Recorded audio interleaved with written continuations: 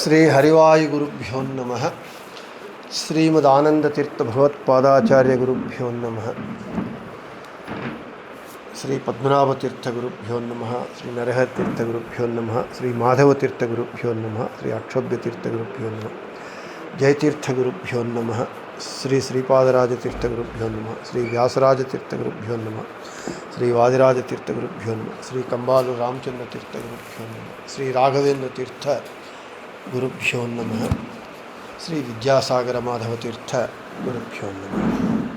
ఆపాదమౌళిపర్యంతం గురూణాం ఆకృతిం స్మరేత్ తేన విఘ్నాః ప్రణశ్యంతి సిద్ధ్యంతి చ మనోరథాః. శ్రీ గురుభ్యో నమః. నిన్నటి రోజున మనము భగవద్గీత ఉపన్యాసాన్ని ప్రారంభం చేయడానికి పీఠిక చెప్పుకున్నాం. సనాతన ధర్మము అంటే ఏమిటి, ఆ సనాతన ధర్మము ఎక్కడ ఎవరి చేత ఎలా చెప్పబడింది అనేటటువంటి విషయాలను చెప్పుకొని, భారతము పంచమో వేద అని నిన్న మేము చెప్పుకున్నట్లుగా వేదవ్యాసుల వారు ప్రతిజ్ఞ చేశారు. యది హాస్తి తదన్యత్ర యన్నేహాస్తి న తత్ క్వచిత్. భారతంలో ఉన్నది ఎక్కడైనా జగత్తునందు ఉండవచ్చు, కానీ భారతంలో లేనిది ఎక్కడా లేదు. అంటే ఇదొక విజ్ఞాన సర్వస్వంగా భారతం ఉంటూ ఉన్నది. నిన్న చెప్పుకున్నాం, వేదవ్యాసుల వారు మన యొక్క ఈ సనాతన ధర్మాన్ని, మన సంస్కృతిని ఒకే ఫార్ములా ప్రకారంగా, ఇప్పుడు ఆల్జిబ్రా మ్యాథమెటిక్స్లో ఫార్ములాస్ ఉంటాయి, ఫిజిక్స్లో ఫార్ములా H2B ఉంటాయి. అవి నేరుగా చెప్తే మనకు అర్థం కావడం చాలా కష్టం. అందుకే సైన్సు, మ్యాథమెటిక్స్, ముఖ్యంగా ఫిజిక్స్ అంటే చాలా కష్టం. నాకంటూ చాలా కష్టం, నాకు చదవనే లేదు, కష్టం అని చెప్పి.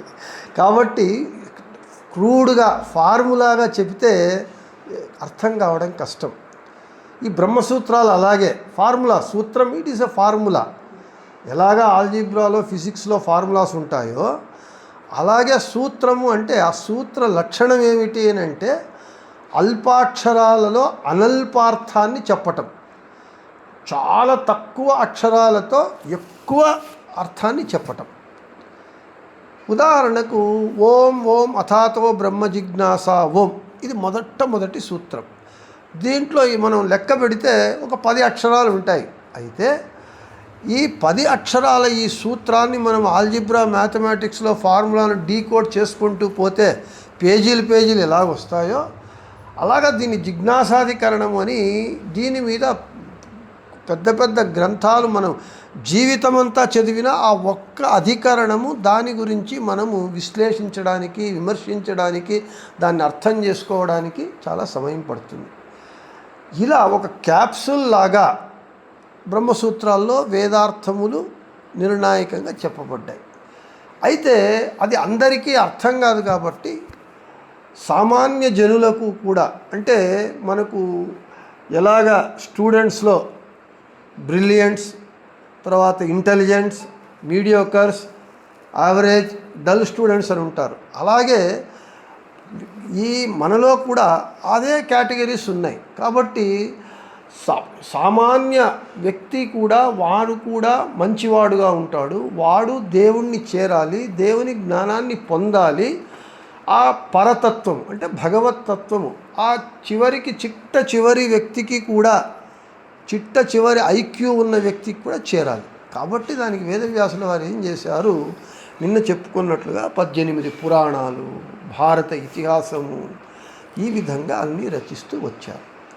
ఎక్కడ ఈ పురాణాలు ఏం చెబుతున్నాయి, అందుకే మనం చెప్తుంటాం పుక్కిటి పురాణాలు, ఊరికే కాకమ్మ కబుర్లు చెప్పొద్దు, కథలు చెప్పొద్దు అని వీళ్ళు హేళన చేస్తూ ఉంటారు. అయితే మన అన్ని పురాణాలు కూడా ఎంత వాటిలో విషయం ఉంటుంది, ఎంత శాస్త్రీయంగా ఉంటుంది, దానిని అర్థం చేసుకునేటటువంటి సంస్కృతి నేపథ్యము మనకు లేకుండా, మనకు అర్థం కానప్పుడు మనకు సబ్జెక్టే ఇలా బాగలేదు సరిలేదని చెప్తున్నా, అది కాదు. మన పురాణాలు చాలా శాస్త్రీయంగా ఈ పరతత్వాన్ని అంటే భగవతత్వాన్ని ఆ పురాణాలలో కథల రూపంగా చెబుతూ ఉన్నారు.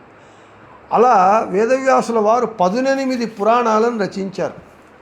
అందరికీ తెలుసు. ఎవరికైనా ఈరోజు కూడా పీఠిక చెప్పి భగవద్గీతకు వస్తాను. ఆ 18 పురాణాల పేర్లు చెప్పమంటే చెప్పడం కష్టమవుతుంది నాకు కూడా. అయితే ఒక శ్లోకం రచించారు దాని మీద. ఆ ఒక్క శ్లోకం మనం కంఠాపాఠం చేస్తే 18 పురాణాలు ఈజీగా మనం చెప్పవచ్చు. మద్వయం భద్వయం భ్రత్రయం వ చతుష్టయం అనాపలింగ కూస్కాని పురాణాని విదో విదుహు అంటున్నారు. అంటే మకారముతో అంటే మా అక్షరముతో ప్రారంభమయ్యే పురాణాలు 2, మత్స్య పురాణము, మార్కండేయ పురాణము. భద్వయం భకారముతో ప్రారంభమయ్యేటటువంటి పురాణాలు 2, భవిష్యోత్తర పురాణము, భాగవత పురాణము. భ్రత్రయం బ్రకారముతో ప్రారంభమయ్యే పురాణాలు 3, బ్రహ్మ పురాణము, బ్రహ్మ వైవర్త పురాణము, బ్రహ్మాండ పురాణము. వచతుష్టయం వకారముతో ప్రారంభమయ్యే పురాణాలు 4, విష్ణు పురాణము, వామన పురాణము, వరాహ పురాణము, వాయు పురాణము.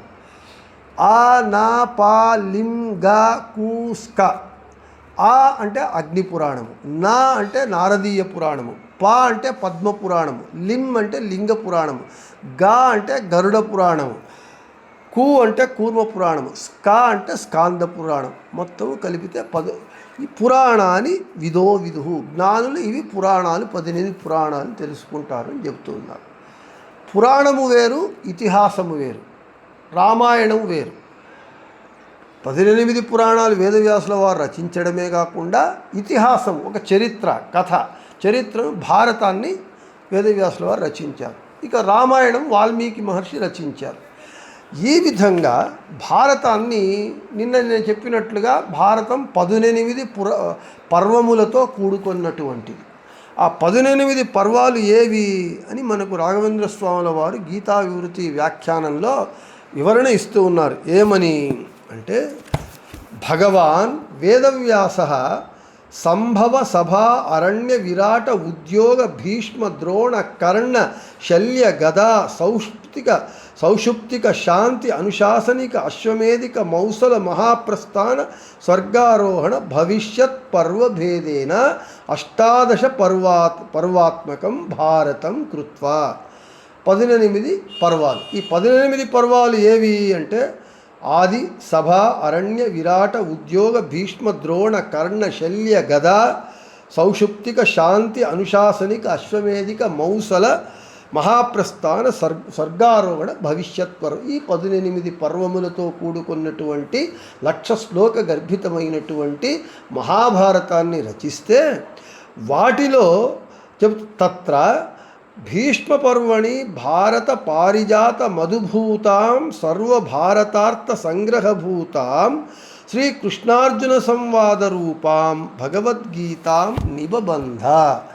ఈ 18 పర్వాలలో 6వ పర్వమైనటువంటి భీష్మ పర్వంలో కృష్ణార్జున సంవాద రూపమైనటువంటి గీతను అంటే భగవద్గీతను అంటే భారతం అనేటటువంటి పారిజాత చెట్టుకు భగవద్గీత అనేటటువంటిది ఆ పారిజాత చెట్టులో ఉన్నటువంటి పారిజాత పుష్పములోని మకరందము వలె తేనె వలె ఉన్నటువంటి భారతార్థ సంగ్రహంగా ఉన్నటువంటి భగవద్గీతను ఆ భీష్మ పర్వంలో వేదవ్యాసుల వారు సమకూర్చారు అని చెప్తుంది. ఈ విధంగా మనకు భగవద్గీత భీష్మ పర్వంలో ఉంటూ ఉన్నది.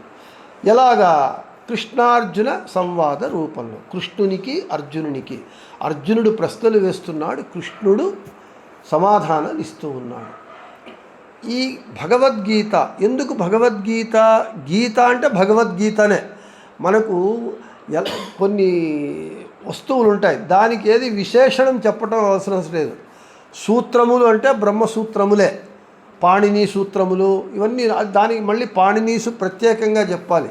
సూత్రములు అంటే బ్రహ్మసూత్రములే. అలాగే గీత అంటే భగవద్గీతనే. ఇదే భాగవతంలో రుద్రగీత, వేణుగీత, గోపీగీత అని అనేక గీతలు ఉన్నాయి. అయితే ఏమీ విశేషణం లేకుండా గీత అంటే భగవద్గీత. ఎందుకు భగవద్గీత అని పిలువబడుతూ ఉన్నది అని అంటే, భగవంతుని చేత గానము చేయబడ్డది కాబట్టి, భగవంతుని చేత చెప్పబడింది కాబట్టి అది భగవద్గీత అని. ఇంకా మనకు అర్థం కావడానికి భగవద్గీతలో ప్రాచీన బర్హి కుమారులైనటువంటి ప్రచేతస్సులకు రుద్రుల వారు చెప్తారు. భగవత్ తత్వాన్ని శంకరుడు వారికి చెప్తారు. దానిని రుద్రగీత అంటారు. అంటే రుద్రుని చేత చెప్పబడింది, భగవత్ తత్వము రుద్రుని చేత చెప్పబడింది కాబట్టి అక్కడ రుద్రగీత. ఇక్కడ భగవంతుని చేత చెప్పబడింది కాబట్టి ఇది భగవద్గీత చెబుతున్నారు. అయితే ఎక్కడ ఆ నేపథ్యం ఏమిటి, దాని బ్యాక్గ్రౌండ్ ఏమిటి అని అంటే, సరే కౌరవులు పాండవుల యొక్క యుద్ధము నిశ్చయమైంది. కృష్ణుడు రాయబారం చేశాడు, అందరికీ తెలిసినటువంటి విషయమే. రాయబారం చేశాడు, రాయబారం విఫలమయ్యింది. సరే యుద్ధము నిర్ణయమైంది. కౌరవులు పాండవులు యుద్ధం చేయాలి. ఎవరో కాదు, కౌరవులు ఎవరో కాదు, పాండవులు ఎవరో కాదు, దాయాదులే, అన్నతమ్ముల బిడ్డలు. కాబట్టి ఇక్కడ దేని కొరకు మనకు పైన కనబడేటటువంటిది భారతము. తెలుగులో ఒక సామెత ఉన్నది, భారతము బొంకు రామాయణము రంకు అని. మీకు అందరికీ తెలిసి ఉంటుంది. ఎందుకు చెప్పారు భారతం బొంకు అని అంటే, కృష్ణుని ఆజ్ఞ మేరకు ధర్మరాజు చెప్తాడు, అశ్వత్థామ హత కుంజర అని చెప్తాడు. అక్కడ అబద్ధం చెప్పలేదు, అశ్వత్థామ హత అని గట్టిగా చెప్పాడు. కుంజర కానీ వినబడకుండా చెప్పాడు, అబద్ధం చెప్పాడు. కాబట్టి ఇది అబద్ధాల పుట్ట భారతము. కాబట్టి భారతము బొంకు. సరే, ఇక రామాయణము రంకు. ఎందుకు? ఒక స్త్రీ విషయంగా జరిగినటువంటిది అని మనకు ఒక ఈ తెలియనటువంటి అజ్ఞానులు మాట్లాడేటటువంటి మాటలు. మన సంస్కృతిని కించపరిచేదానికే కొంతమంది ఉంటారు, వాళ్ళు మాట్లాడే మాటలు. అయితే ఈ భారతము పైకి మనకేం కనబడుతుంది, మన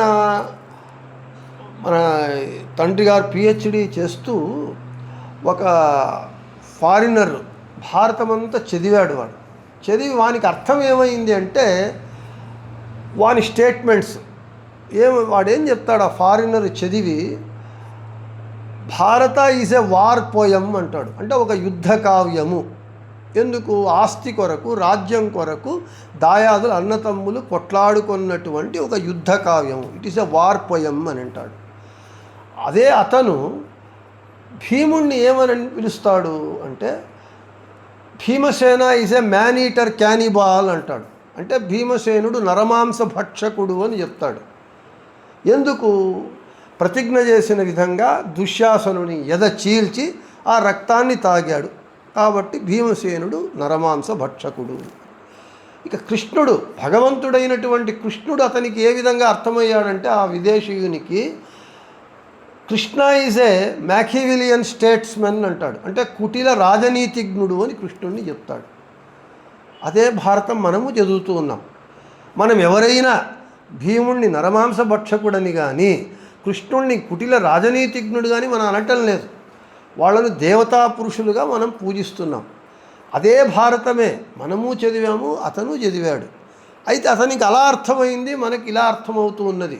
మనం ఒప్పుకోం ఖచ్చితంగా కృష్ణుని కుటిల రాజనీతిజ్ఞుడని, భీమసేన నరమాంస భక్షకుడని మనం ఖచ్చితంగా ఒప్పుకోం. దానికి మనం సమర్థించుకోవడానికి మనకు కారణాలు తెలియకపోయినా దాన్ని మనం ఒక భారతీయుడిగా, ఒక హిందువుగా మనం ఒప్పుకోం. ఒకే భారతము, అదే భారతం మనకు ఇలా అర్థమవుతూ ఉన్నది, వానికి అలా అర్థమైంది. ఎందుకు అని అంటే, అదే మన ఆర్ష సంస్కృతి. మన యొక్క ఆ భారతము, భాగవతము, రామాయణము, మన పురాణములు, వేదములు, మన శాస్త్రం చదవాలి అని అంటే దానికి ఒక నేపథ్యం కావాలి, ఒక సంస్కృతి ఉండాలి, సంప్రదాయం ఉండాలి. వాడు ఆ వాతావరణంలో పెరగాలి, పెరిగి పెద్దవాడవ్వాలి. ఆ సంస్కృతిని వాడు వంట పట్టించుకోవాలి. అప్పుడు వానికి భారతం కానీ, ఏ రామాయణం కానీ సరిగా అర్థమవుతుంది. అలా ఏ సంస్కృతి లేకుండా, ఏ నేపథ్యం లేకుండా, నాకు సంస్కృతం వచ్చు లేదా అనువాదం ఉంది, నేను లైబ్రరీలో కూర్చుంటాను, నేను ఇంటెలిజెంట్ అని చదివితే ఏమవుతుందంటే ఇలా అపార్థమవుతుంది. కాబట్టి భారతం అనేటటువంటిది ఒక యుద్ధ కావ్యం కాదు. భారతం అనేటటువంటిది అన్నదమ్ములు రాజ్యం కొరకు కొట్లాడుకునేటటువంటి చరిత్ర కాదు, కథ కాదు. ఏమిటి భారతం అంటే ఏమిటి?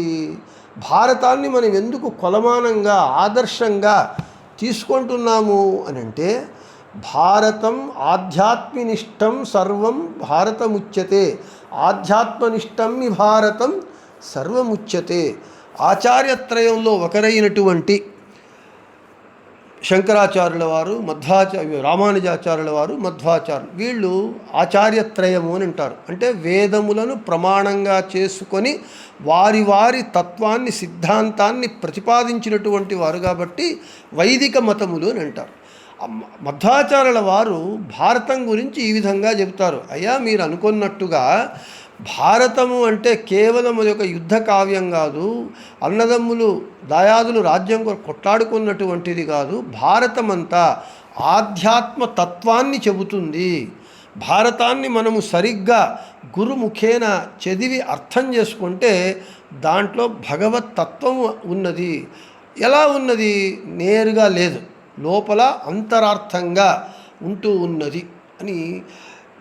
ఇంత పీఠిక ఎందుకు చెబుతున్నాను అంటే, భారతము అందుకే మన పురాణాదులు గురుముఖేన సరిగ్గా మనము నియమాధ్యయనం చేసి బాగా చదివితే కానీ అర్థం కాదు. సొంతంగా మనం చదివితే సొంత తెలివితేటలు ఇలా మనకు అపార్థము చేస్తాయి. ఎందుకు ఆ భారతము, ముఖ్యంగా భారతం, రామాయణం ఎందుకు అలా అవుతున్నది అని అంటే, మనకు ఈ సంస్కృతమే అన్నీ. అయితే ఆ సంస్కృతంలో భాషాత్రయం ఉన్నది. భాషాత్రయము అని అంటే 3: సమాధి భాష, దర్శన భాష, గుహ్య భాష అని 3 భాషలు ఉన్నాయి సంస్కృతంలోనే. సమాధి భాష అంటే ఉన్నది ఉన్నట్టుగా నేరుగా చెప్పడం, ఏ వంకర డొంకులు లేకుండా అంటే రాముడు మంచి బాలుడు నేరుగా చెప్పడం. దర్శన భాష అంటే ఒక కాలంలో, ఒక దేశంలో, అక్కడ ప్రచలితమైనటువంటి ప్రచారంలో ఉన్నటువంటి దర్శనము అంటే శాస్త్రము, దాన్ని అనుసరించి చెప్పేటటువంటిది దర్శన భాష. ఇక గుహ్య భాష, ఈ గుహ్య భాష ఎలా ఉంటుంది అంటే, మనకు పొడుపు కథలలాగా ఉంటుంది. మనకు పొడుపు కథ వింటాం, గోడ మీద పల్లి వచ్చే పోయే వడ్డించే బల్లి అని చెప్తూ ఉంటారు. ఏమిటంటే మనకు తేలుని ఎందుకు నేరుగా చెప్పకుండా ఒక రిడిల్, ఒక పొడుపు కథలాగా చెప్తున్నారు. అది గుహ్య భాష. ఈ గుహ్య భాష భారతంలో ఎక్కువగా వాడారు వేదవ్యాసుల వారు. ఇక మిగిలిన వాళ్ళు తక్కువ, ఈ భారతంలో ఎక్కువగా. దానికి ఒక కథ ఉంటూ ఉన్నది. ఎందుకయ్యా భారతంలో? ఎందుకంటే నేను గీతకు మొట్టమొదటి శ్లోకానికి నేను అంతరార్థం చెప్పాలి. ధృతరాష్ట్రోవాచ ధర్మక్షేత్రే కురుక్షేత్రే సమవేత యుయుత్సవ మామకా పాండవాశ్చైవ కిమకుర్వత సంజయ అనేటటువంటి ఈ ఒక్క శ్లోకానికి అంతరార్థము, ఆధ్యాత్మిక అర్థం చెప్పాలి. కాబట్టి ఇంత నేపథ్యం అవసరమవుతూ ఉన్నది. ఎందుకు ఆ గుహ్య భాష వచ్చింది అని అంటే, వేదవ్యాసుల వారు తమ మనోఫలకము మీద సమస్త భారతాన్ని చిత్రించుకున్నారు. అయితే రాయడానికి ఒక లేఖకుడు కావలసి వచ్చింది. అప్పుడు 33 కోట్ల దేవతలలో వేదవ్యాసుల వారు ఏం చేశారు? వినాయకుడిని పిలిచారు. అయ్యా వినాయక, నేను చెప్తే రాస్తావా అని. అప్పుడు వినాయకుని కొద్దిగా అహంకారం వచ్చింది. ఇంతమంది దేవతలు ఉంటే వేదవ్యాసుల వారు నన్నే ఎందుకు పిలిచారు అంటే, నాలో ఏదో గొప్పదనం ఉంది అని అహంకారం కొద్దిగా వచ్చింది. ఎలా ఉంది వినాయకుని మనస్సు అని అంటే, మనకు అర్థమయ్యే విధంగా ఒక ప్రైమ్ మినిస్టర్ పెద్ద లక్షల మంది సభలో ప్రైమ్ మినిస్టర్ డయాస్ మీద ఉండి కింద మనం కూర్చొని ఉంటే వేలు చూపెట్టి పైకి రమ్మని పిలిస్తే మన పరిస్థితి ఎలా ఉంటుందో అలా వినాయకుని పరిస్థితి ఉన్నది. అప్పుడు వినాయకుడు అన్నమాట, రాస్తాను, అయితే నాకు ఒక కండిషన్ ఉన్నది అని చెప్తాడు. ఏమిటి అంటే, నేను రాసేటప్పుడు నా పెన్ను లేఖిని ఆగకుండా చెప్పాలి. మీరు ఒక్క క్షణము నిలబడకుండా మీరు చెప్తే నేను రాస్తాను. సరే, నాకు ఒక కండిషన్ ఉన్నది. ఏమిటి? వేదవ్యాసులు చెప్తారు, సరేనయ్యా నేను నీ పెన్ను ఆగకుండా చెబుతాను, అయితే నేను చెప్పిన దాన్ని అర్థం చేసుకొని రాయాలి. ఈ షార్ట్ హ్యాండ్ రైటర్స్ ఉంటారు, స్టెనోగ్రాఫర్స్, చెప్తుంటే రాసుకొని పోతుంటే నిమిషానికి 120. ఎందుకంటే నేను పూర్వాశ్రమంలో స్టెనోగ్రాఫర్ని కోర్టులో, కాబట్టి అర్థం చేసుకోకుండా శబ్దాలు వింటే ఆ గుర్తులు వేసుకోవడం, దాన్ని మళ్ళీ ట్రాన్స్క్రైబ్ చేయడం. అలా నీ ఒక స్టెనోగ్రాఫర్ లాగా అర్థం చేసుకోకుండా రాయరాదు. నేను చెప్పింది అర్థం చేసుకొని రాయాలి. సరే, ఇద్దరికీ ఒప్పందం కుదిరింది. నారాయణం సురగురం జగదేకనాథం అని ప్రారంభమయ్యింది. చెప్తూ ఉన్నారు, 1,00,000 శ్లోకాలు పోతూ ఉన్నాయి. వినాయకుల వారికి అర్థం చేసుకొని రాయాలి. కొన్ని చోట్ల అర్థం కాలేదు. ఒక్క క్షణము సెకండు ఆయన ఆలోచిస్తుంటే అక్కడ శ్లోకాలు వెళ్ళిపోతున్నాయి. అప్పుడు వినాయకుడు తన అహంకారాన్ని వదులుకొని, నాకు బాగా అహంకార భంగం అయ్యింది అని అర్థం చేసుకోకుండానే రాసేశారట శ్లోకాలు. ఎక్కడెక్కడైతే వినాయకునికి అర్థం కాలేదో అక్కడ అవే గుహ్య భాషా ప్రయోగము. అర్థం కాకుండా వినాయకుడు రాసిన శ్లోకాలు గుహ్య భాష. అది ఒక పొడుపు కథలాగా, ఒక రిడిల్ లాగా ఉంటూ ఉన్నది అని దానికి అనేక ఉదాహరణలు ఉన్నాయి. ఇప్పుడు విషయాంతరం అవుతుంది కాబట్టి అదే ఒక సబ్జెక్ట్ వేరే ఉన్నది. దాన్ని వదిలేసి మనకు వస్తే, ఆ విధంగా భారతమంతా ఆధ్యాత్మనిష్టమి భారతం సర్వముచ్యతే. నారాయణం సురుగురం అనే మొట్టమొదటి శ్లోకం మొదలుకొని చివరి శ్లోకం వరకు జయేతిహాసము దానికి పేరు భారతానికి. అన్ని శ్లోకాలు భగవంతుని గురించే చెబుతాయి, ఆధ్యాత్మిక అర్థాన్ని చెబుతాయి. అయితే దాన్ని తెలుసుకునేటటువంటి జ్ఞానము మనకు ఉండాలి, పరిశ్రమ ఉండాలి. కాబట్టి భారతానికి వ్యాఖ్యానములు రచించారు. మధ్వాచార్యుల వారు మహాభారత తాత్పర్య నిర్ణయం అని, వాదిరాజు లక్షాలంకారం అని అనేక మంది మహానుభావులు భారతానికి వ్యాఖ్యానాలు రాశారు. దానిని పెట్టుకొని గురుముఖేన చదివినప్పుడు మనకు భారతంలో ఉండేటటువంటి శ్లోకాలు బాగా అర్థమవుతాయి. అపార్థం కాదు, అర్థమవుతాయి. అర్థం కాకపోయిన వాడు చెప్పినది భారతము బొంకు అని అర్థమైతే అప్పుడు భారతము మహా ఆధ్యాత్మనిష్టమైనటువంటి మహాగ్రంథము. మన సంస్కృతి సంప్రదాయాలను, సనాతన ధర్మాన్ని మనకు తెలియజేసేటటువంటి ఉత్కృష్టమైనటువంటి విశేషమైనటువంటి గ్రంథము అని మనకు అర్థమవుతుంది అని చెబుతూ, ఇక మనకు భగవద్గీత ఎప్పుడు ఎవరికి చెప్పారు, చెప్పినటువంటి ప్రదేశం ఏమిటి, దాని యొక్క నేపథ్యం ఏమిటి. సరే, యుద్ధం నిశ్చయమైంది. కురుక్షేత్ర సమరాంగణమునందు 11 అక్షౌహిణుల కౌరవ సైన్యము, 7 అక్షౌహిణుల పాండవ సైన్యము నిలబడింది. అర్జునుడు చెప్తాడు, హే అచ్యుత, నా రథాన్ని యుద్ధ రంగంలో నిలబెట్టమని చెప్తాడు. సరే, కృష్ణుడు రథాన్ని నిలబెడతాడు. అప్పుడు అర్జునుడు చూస్తాడు. అర్జునుడు తన వారిని పరవారిని అందరూ వాళ్లే, వేరే వాళ్ళు ఎవరూ లేరు, అందరూ సొంత రక్త సంబంధీకులే. వీళ్ళందరినీ చూచి అర్జునునికి నిర్వేదం కలుగుతుంది.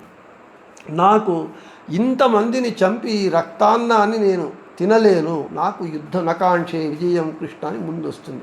నాకు విజయం వద్దు, రాజ్యం వద్దు, ఏది వద్దు అని అస్త్ర సన్యాసం చేస్తాడు. యుద్ధంలో, రణరంగ క్షేత్రంలో అర్జునుడు బంధు ప్రీతిపై, బంధు వ్యామోహముతో ఒక రాజుగా, రాజు ధర్మం ఏమిటి అంటే ఇక్కడ ధర్మం అదే, రాజు ధర్మం ఏమిటి, చెడ్డవారిని శిక్షించాలి, మంచివారిని రక్షించాలి. ధర్మానికి హాని గ్లాని కలిగినప్పుడు దానికి అండగా నిలబడి దానిని రక్షించాలి. రాజు యొక్క ధర్మం అది. అయితే తన ధర్మాన్ని వదిలి అస్త్ర సన్యాసం చేసినప్పుడు అప్పుడు కృష్ణుడు అర్జునునికి ఉపదేశిస్తున్నాడు. అతనికి కర్తవ్య బోధ చేస్తూ ఉన్నాడు. నీవెవరు అని అన్ని అతనికి తత్వాన్ని బోధపరిచి రణోన్ముఖుణ్ణి చేస్తున్నాడు, యుద్ధోన్ముఖుణ్ణి చేస్తున్నాడు. ఇది భగవంతుడైనటువంటి కృష్ణునిచే అర్జునునికి రణరంగ క్షేత్రంలో ఉపదేశింపబడినటువంటిది. మనకు ప్రశ్న రావచ్చు, అదేమిటండి అక్కడ అంతమంది అంతా రెడీగా యుద్ధం చేయడానికి ఉన్నప్పుడు ఇక్కడ కృష్ణుడు ఏదో ఉపదేశం చేస్తుంటే వాళ్ళు ఊరికే ఉంటారా అని. అక్కడ ఒకటి మర్చిపోతూ ఉన్నాం మనం, అక్కడ శంఖనాదం చేయాలి. ఇక్కడ ఎలాగైతే వీడు ట్రంపు వాళ్ళు బటన్లు నొక్కితే కానీ అక్కడ సైనికులు బాంబులు పేల్చరు, కంట్రోల్ వీని చేతిలో రిమోట్ ఇక్కడ ఉంటుంది. అలాగే యుద్ధం ప్రారంభం కావాలి అని అంటే అవతలి వాళ్ళు వస్తాయి, వాళ్ళు ఎవరెవరికి ఏమేమి శంఖాలు, ఎవరెవరు శంఖనాదం చేసి యుద్ధ ప్రారంభ గంట మోగాలి, అప్పుడే యుద్ధం ప్రారంభమవుతుంది. దానికి నియమాలు ఉన్నాయి. కాబట్టి ఇంకా యుద్ధం ప్రారంభం కాలేదు, యుద్ధం చెయ్యాలి అని సమావేశమైనారు. ఆ సమయంలో అర్జునుడు అస్త్ర సన్యాసం చేస్తే అప్పుడు కృష్ణుడు ఉపదేశిస్తున్నాడు. ఇది భగవద్గీత. ఇక్కడ కృష్ణార్జున సంవాద రూపము ఒకటైతే మనకు మధ్య మధ్య ధృతరాష్ట్రవాచ, సంజయువాచ అని మనకు వీళ్ళు వేరే ఇంకా 2 క్యారెక్టర్లు వస్తూ ఉంటాయి మనకు. కృష్ణార్జునులే కాకుండా కృష్ణుడు అర్జునుడేమో కురుక్షేత్రంలో రణరంగంలో ఉన్నారు. ఇక్కడ అంతఃపురంలో హస్తినాపురంలో సంజయుడు కూర్చొని ధర్మరాజునకు అక్కడ ఏం జరుగుతూ ఉన్నది అని చెబుతూ ఉన్నాడు. ఎలాగా అంటే ఇప్పుడు మన ఇంటర్నెట్లో ఎలా చూస్తున్నామో సంజయునికి దివ్య దృష్టి ఉన్నది. అతడు ఇప్పుడు మనమంతా తంత్రశక్తి, వాళ్ళదంతా మంత్రశక్తి. ఇప్పుడు మనము దూరవాణి, దూరదర్శన్ అవి ఇవి ఏం పెట్టుకున్నాము, ఇవన్నీ మనం ఒక మిషన్లతో తంత్రజ్ఞానంతో మనం అన్నీ చేస్తున్నాం. అది లేకపోతే పని చేయదు. అప్పుడు వాళ్లకు ఈ చిప్పు ఏది వైఫై ఇంటర్నెట్ ఏమీ లేదు, అంతా మంత్రశక్తి. ఒక్కసారి వాళ్ళు ఇలా మనస్సులో పెడితే ఎక్కడున్నా వాళ్ళకంతా కనబడుతూ ఉంటుంది. కాబట్టి అది మంత్రశక్తి. ఆ దివ్య శక్తితో అక్కడ జరుగుతూ ఉన్నటువంటిది రన్నింగ్ కామెంటరీ. ఎందుకు? ధృతరాష్ట్రుడు అంధుడు, అతడు పుట్టుకతో అంధుడు. కాబట్టి అతనికి రన్నింగ్ కామెంటరీ ఇస్తూ ఉంటాడు. అందులో ధృతరాష్ట్రుడు పుత్ర వ్యామోహానికి ప్రతీక. అందుకే ఎవరికైనా బిడ్డల మీద ఎక్కువ ప్రేమ ఉంటే ధృతరాష్ట్ర వ్యామోహము అని అంటారు. ఎందుకంటే అది ఉండాలి, అభిమానం ఉండాలి, కానీ అది మోహము వ్యామోహంగా మారి తమ అస్తిత్వానికే నాశనానికి కారణంగా రాదు. అది ధృతరాష్ట్రునిలో ఆ వ్యామోహం ఉంటూ ఉన్నది. కాబట్టి ధృతరాష్ట్రునికి సంజయుల వారు చెబుతూ ఉంటారు. అందుకే ధృతరాష్ట్రోవాచ, సంజయోవాచ, అర్జునోవాచ, భగవానోవాచ అని మనకు భగవద్గీతలో ఈ 4 క్యారెక్టర్లు వస్తూ ఉంటాయి. ఇక్కడ మనకు కురుక్షేత్రంలో అంతా ఇంతవరకు నేను చెప్పిన కురుక్షేత్రంలో పాండవులు, కౌరవ సైన్యం అంతా ఉన్నది. ఇప్పుడు ధృతరాష్ట్రుడు అడుగుతూ ఉన్నాడు. ధృతరాష్ట్రోవాచ ధర్మక్షేత్రే కురుక్షేత్రే సమవేతా యుయుత్సవః మామకాః పాండవాశ్చైవ కిమకురువత సంజయ. హే సంజయ, ధృతరాష్ట్రుడు అడుగుతూ ఉన్నాడు. ధర్మక్షేత్రమైనటువంటి కురుక్షేత్రంలో సమవేత యుయుత్సవః సమావేశమయ్యారు. ఎందుకు? యుయుత్సవ, యుద్ధం చెయ్యాలి అనేటటువంటి ఇచ్ఛతో సమావేశమయ్యారు. ఎవరెవరు అంతా ధృతరాష్ట్రుడే చెబుతున్నాడు. మామక, నావారు అంటే నా పుత్రుడు, పాండవాహ పాండురాజకుమారులు పాండవులు, వీళ్ళిద్దరూ ఏమి యుద్ధం చెయ్యాలనేటటువంటి ఇచ్ఛతో సమావేశమయ్యారు. అతనే చెప్తున్నాడు ఎందుకు అని. మళ్ళీ కిమ్ అకుర్వత సంజయ, ఏం చేశారు మళ్ళీ అడుగుతున్నాడు. ప్రశ్ననే అసంబద్ధము, తానే చెబుతున్నాడు ఎందుకు సమావేశమయ్యారు అని. మళ్ళీ ఏం చేస్తున్నారు? వంటగదిలో మన ఆవిడ వెళ్ళి ఏం చేస్తున్నా, వంట చేస్తుంది అంతే. మళ్ళీ ఏం చేస్తుందని అడగవలసిన అవసరం లేదు. వంటగదిలో పండుకోరు. కాబట్టి అయితే ఇక్కడ ధృతరాష్ట్రుడు అదే చెబుతూ మళ్ళీ ఏమి చేస్తున్నారు, కిమ్ అకుర్వత, ఏం చేశారు అని అడిగితే మనకు ఈ ప్రశ్న చదువుకుంటూ పోతుంటాం. అయితే ఎందుకు ఈ ప్రశ్న ధృతరాష్ట్రుడు అడిగాడు అంటే దానికి మనకు రాఘవేంద్ర స్వాముల వారు వాళ్ళ గీతావివృతి వ్యాఖ్యానంలో ఎందుకు అడిగాడు, ధృతరాష్ట్రుని మనస్సులో ఏ ఉద్దేశంతో అడిగాడు అనేటటువంటి విషయాన్ని చెబుతారు. ఇది ఒక భాగమైతే ఈ ఒక శ్లోకమే నేను మొదటే చెప్పినట్లుగా ఆధ్యాత్మనిష్టంని భారతం అని చెప్పినట్లుగా దానికి ఈ శ్లోకానికి ఆధ్యాత్మిక అర్థం చెప్పడానికే ఒకరోజు అర్ధగంట పడుతుంది. మన ఎలా దానికి అంతరార్థం ఉంటూ ఉన్నది అని చెబుతూ దానికి ముందుగా మన ఈ 18 అధ్యాయాలు ఉన్నాయి మనకు ఈ భగవద్గీతలో. మొదటి 6 అధ్యాయాలు జ్ఞానోపాయ బోధకములు అంటే మొదటి 6 అధ్యాయాలు జ్ఞానమును జ్ఞాన ఉపాయము, జ్ఞానాన్ని ఎలా సంపాదించు అనేటటువంటి ఉపాయములను చెప్పేటటువంటివి మొదటి 6 అధ్యాయాలు. ఇక రెండవ 6 అధ్యాయం అంటే 7వ అధ్యాయము నుండి 12వ అధ్యాయం వరకు ఆ జ్ఞానోపాయములను ఎలా సాధించుకోవాలి అని తెలియజేసేటటువంటివి 7 నుంచి 12 అధ్యాయాలు. ఇక మూడవ 6 అధ్యాయం అంటే 13వ అధ్యాయం నుండి 18వ అధ్యాయం వరకు ఈ 12 అధ్యాయాలలో చెప్పినటువంటి విషయాలను వివరించేటటువంటిది. ఇది ఈరోజు మొదట అర్థం కాదు. మీరు భగవద్గీత వింటూ వచ్చినప్పుడు వీటి యొక్క అర్థాలు ఏమి మనకు అర్థం వస్తుంది. ఎందుకంటే భగవద్గీత అనేటటువంటిదే అత్యంత జటిలమైనటువంటిది, తత్వభూయిష్టమైనటువంటిది. కాబట్టి తినగ వేము తీయగ నుండు సాధనమున పనులు సమకూరు ధరలోన అన్నట్లుగా ఒక 15 రోజులు మీరు వింటే అప్పుడు మీ మైండ్ దీనికి ట్యూన్ అవుతుంది, మీరు దానికి ట్యూన్ కావాలి, అది మీకు ట్యూన్ అవుతుంది. వినగా అది అర్థం అవుతుంది. కాబట్టి ఇలాగా 18 అధ్యాయాలను ఈ విధంగా చెబుతూ సంజయుడు ధృతరాష్ట్రుడు ఏ ఉద్దేశంతో అడిగాడనేటటువంటి విషయము, దీని యొక్క ఆధ్యాత్మిక అర్థాన్ని మన సమయం అయిపోయింది కాబట్టి 30 నిమిషాలు రేపు చెప్పుకుందామని చెబుతూ శ్రీకృష్ణార్పణమస్తు, మధ్యేశార్పణమస్తు, అందరికీ శుభమస్తు.